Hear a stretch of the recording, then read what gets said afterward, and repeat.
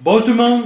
Aujourd'hui, je vais répondre à la question de Mathieu qui me demande est-ce que le cardio c'est bon ou c'est mauvais quand on s'entraîne? Je trouvais que c'était une question super pertinente à vous partager parce que c'est le genre de questions que je reçois très souvent et le genre de choses que je dois expliquer très souvent aussi à mes propres clients. Donc aujourd'hui, je vais vous donner mon point de vue sur le sujet.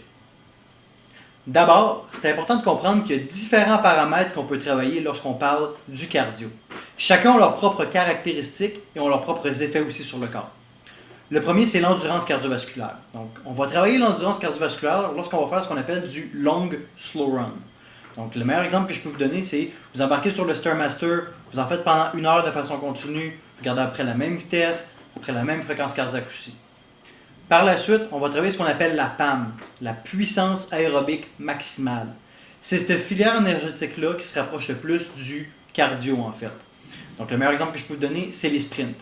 Donc, très haute puissance. Donc, dans la première filière, on va travailler plus sur des longues périodes de temps ou des longues durées de temps, mais à une intensité qui est très basse. Et dans la deuxième filière, on va travailler sur des périodes de temps qui sont très courtes, mais qui ont des intensités très élevées. Donc, le type de méthode que vous allez utiliser va dépendre de plusieurs critères. Le premier, votre objectif. Donc, c'est quoi votre but? Est-ce que vous voulez perdre du gras? Vous voulez gagner du muscle? Donc, c'est sûr que le choix va différencier en fonction de tout ça.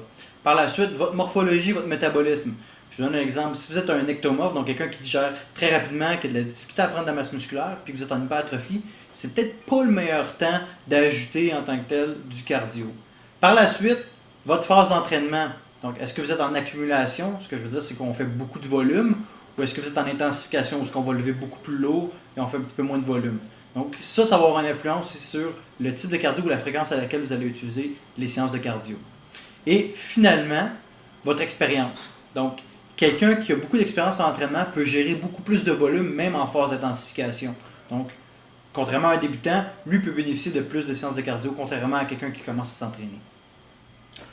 Donc, pour la perte de poids, je vous suggère des séances d'entraînement cardiovasculaire qui vont stimuler la puissance aérobique maximale. Pourquoi?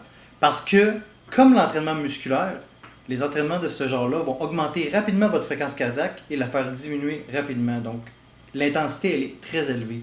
Ce qui va vous permettre d'aller chercher les mêmes bénéfices qu'un entraînement musculaire, comme par exemple accélération du métabolisme basal durant les 24 à 48 heures qui suivent votre entraînement et stimulation des hormones anabolisantes. Donc, tout ce qu'il faut pour vous aider à perdre du gras et gagner de la masse musculaire maigre.